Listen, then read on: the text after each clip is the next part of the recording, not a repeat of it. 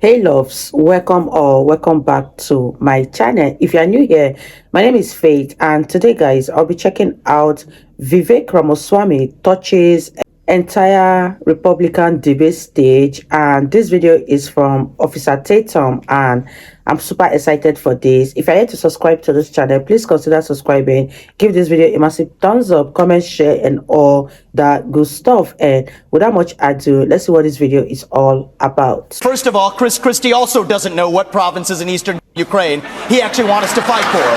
Chris, your version of foreign policy experience was closing a bridge from New Jersey to New York. Yeah. So do everybody a favor, just walk yourself off that stage, enjoy a nice meal, and get the hell out of this race. He did it again. Not again. Let's get into this. Ladies and gentlemen, and ladies, let's talk about the debate. Now, I wasn't going to watch the debate because I feel like it's a debate of losers debating who's going to lose the worst.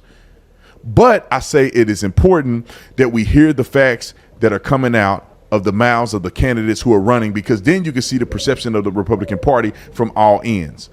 And I'll say that to say people are backing Nikki Haley. What are they backing Nikki Haley for? What is she saying? And therefore, we can tell what their motives are through Nikki Haley. What is Ron DeSantis doing, and who is he in the Republican Party? Therefore, we could tell the angle of the Republican Party in the direction of Ron DeSantis through Ron DeSantis and Vivek and Chris Krispy Kremes. But watching the debate led me to believe that Ramaswamy did it again. I think that Ramaswamy, you gotta cut this part. I forget his name. I can't think of his name. Ron DeSantis. I can't think of his name. We know that Ron DeSantis always is pretty solid. But Vivek Ramaswamy does it again because I feel like that he's uncensored and he's calling out these people who are complete whack jobs, and they're lying to us, and they're all fake and feckless, just like she is. I don't think she's a real person. She's a political pundit. She's a political talking head. She says the things that the people that pay her want her to say to try to project a certain image onto the Republican Party and for this country. That's true. But I don't believe it. I don't buy it, and I don't think she's the right person for us. Don't listen to me. Listen to Vivek. Ukraine, if I may. So foreign policy experience is not the same as foreign policy wisdom. I want everybody at home to know that I was the first person to say we need a reasonable peace deal in Ukraine. Now a lot of the neocons are quietly coming along to that position, with the exceptions of Nikki Haley and Joe Biden, who still support this, what I believe is pointless war in Ukraine. And I think those with foreign policy experience, one thing that Joe Biden and Nikki Haley have in common is that neither of them could even state for you 3 provinces in eastern Ukraine that they want to send our troops to actually fight for. Look at that. This is what I want people to understand. These people have, she has no idea what the hell the names of those provinces are. Facial expression is so funny. And our military equipment to go fight it. Wow. So reject this myth. Dang, why she look like that though? She was looking like, oh my God, I hope he don't actually ask me to answer the question of these provinces, because I have no idea what I'm talking about. How do I avoid this? They've been selling you that somebody had a cup of coffee stint at the UN and then makes $8 million after. Wow, you guys, let me know what your thoughts are on what Vivek Ramaswamy is saying. Do you agree with him, or do you think he's going too far? Let me know in the comment section down below, and let's continue. Has real foreign policy experience. It takes an outsider to see this through. Look at the blank expression. She doesn't know the names of the provinces that she wants to actually fight for. Did he just say that? Right there, the donors right there that are playing her like the puppet master. Hold on. Let me tell you something. Look at this guy. Like every time I look at him, I'm like, I hope he don't stroke out on the TV, because he looked like he uncomfortable. He's leaning on the podium. He ain't even standing up. He leaning on the podium, and he's just a very emotional dude. I think his testosterone is low, so he's lashing out on people. That's no That's not my reasonable. deal. That's not my deal. Yes, it's exactly what you I'll said. describe my You do deal, this too. at every debate. I'll tell you exactly what it is. Don't I'll interrupt tell me. you I what the didn't deal is. interrupt you.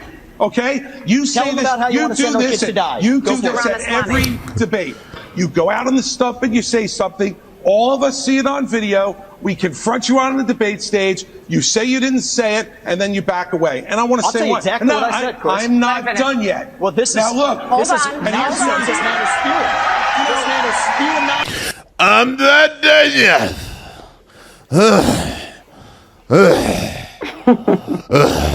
That's what Chris Krispy Kreme looked like to me. I don't know how people respect him. Like, I'm not trying to really make fun of him. Of course, I'm doing it in jest and because I want this to be a comedic relief to some degree as well. But he is annoying, though. Let me say something. This is the fourth debate that you would be voted in the first 20 minutes as the most obnoxious blowhard in America. So shut up for a little while. I'm going to respond to that. So he just said Vivek Ramaswamy will become the most obnoxious blowhard in America. So he just decided to call him a name and disparage his character. And then he says this. Your version of, We're going to let you respond to that. We're going to let you respond to that. Let him finish. I want to say something else. We're now 25 minutes into this debate, and he has insulted Nikki Haley's basic intelligence, not her positions, her basic intelligence. She doesn't know regions. She wouldn't be able to find. Who cares? You're in a debate, Krispy Kremes. You're in a debate, brother. Why are you simping for Nikki Haley, bro? What are you even talking about? I hate this fake political, we're on the same team type stuff. I hate when they do this. DeSantis didn't do this. Vivek didn't do this, but now Krispy Kremes is doing it because he's Captain Save a Woman. Something on a map that his 3-year-old could find. Look, if you want to disagree on issues, that's fine. And Nikki and I disagree on some issues. But I'll tell you this, I've known her for 12 years, which is longer than he's even started to vote in a Republican primary. So first of all, I think we just learned something from Chris Christie. We learned three things. You guys, this is getting more and more heated, and let me know what you guys think. Do you guys think Vivek Ramaswamy is going too far?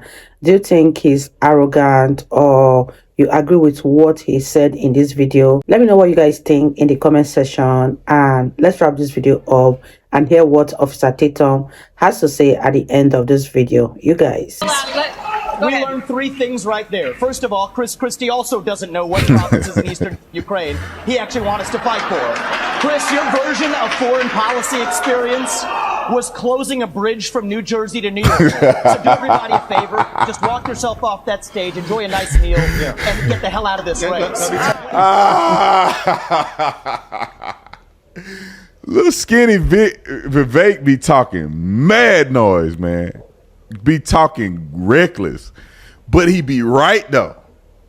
He on point though. Too talking arrogant. reckless, on point. Comes to Nikki, I think if you're going to actually send your sons and daughters to go die in somebody else's war, you better. Excuse me, Chris, I'm speaking, and I'm not done yet. I haven't you had heard your a chance, time when you aren't and we're going to be speaking. done. So listen up to this: is if these people want to send your sons and daughters to go die in Ukraine, they've been arguing for it for a year. $200 billion of our taxpayer money sent over. Neither of them could even name for you the provinces that they actually want to protect. And this is the people who have been touting their so-called foreign policy experience. It is intellectual fraud. These people are lying to you, the same people who told you about weapons and mass destruction in Iraq. To justify that invasion, didn't know the first thing about it, yet they sent thousands of our sons and daughters to go die. The same people who told you the same in Afghanistan, where the Taliban is still in charge 20 years later. $7 trillion of our national debt due to these toxic neocons. You can put lipstick on a Dick Cheney. It is still a fascist neocon. Thank you, You Mr. see that today. Thank you, Mr. It's Dick Ramaswamy. Cheney all over again in this party. Thank you, Mr. Ramaswamy. Mr. Ramaswamy, you have said it was Mr. Ramaswamy. irresponsible for Ambassador Haley to call Hamas's terrorist rampage an attack on America and for her to, quote, rabidly shout, finish them, end quote. The Hamas... Let me say this, because after listening to Vivek Ramaswamy's response, I see where he's coming from. I am on the train of radicalized theology when it comes to what Hamas did and how Israel should retaliate. But I do believe that Vivek gave a very succinct, powerful statement, and I'm going to let you listen to it. Hamas terror attack left dozens of Americans dead and was the deadliest attack on Jews since the Holocaust. Why wouldn't it be a good thing to finish Hamas? Finish them was purposefully vague in a discussion that included Iran, which is what I objected to. And I think it's, as U.S. president, you have to be responsible. What happened to Israel was dead wrong. What Hamas did was medieval. It was subhuman. It was immoral. And we have to call that out for what it is on October 7th. But to say that that was an attack on America fails a basic test. I mean, Nick, if you can't tell the difference between where Israel is and the U.S. is on a map, I can have my 3-year-old son show you the difference. That is irresponsible because it has major consequences, because that doesn't leave room for what actually is an attack on America. So I believe I have the strongest pro-Israel position actually on the stage, even though it's a little bit different than the standard GOP talking points. Now, see, he made a good point there. He goes on to talk about how he is the pro Israel fighting in the war, and America and other people need to get out their way and let them do what they need to do to eliminate Hamas. So he did say that, which I agree with 100%. But Ron DeSantis came back with something that I thought was even more powerful. I love Ron DeSantis' stance on it. And so in the next video, I want to play some of the highlights from Ron DeSantis because I think he did an incredible job tonight. But I only have time for Vivek Ramaswamy. So watch Vivek Ramaswamy's response. I hope you enjoyed it. Tell me what you think in the comment section. Who do you think won the Biggest Loser debate? And if Donald Trump wasn't in the race, who would you vote for president? So tomorrow, we're going to try to make a video with Ron DeSantis highlights, and we're going to talk about Ron DeSantis and kind of highlight that as well. I think Nikki Haley and Chris Krispy Kremes didn't really have much to say, unless I'm going to make a video bashing the stupid stuff that they did say tonight. Anyway, I'll see you guys on the next one. Make sure you go to YRefi. Link is in the description section to get your investment on today. I'll see you on the next one. I'm out. Wow, you guys, let me know your thoughts on this particular debate. Do you think that Vivek Ramaswamy spoke the heart of so many Americans? And leave your thoughts in the comment section down below, and I'll see you guys in my next video. Bye guys.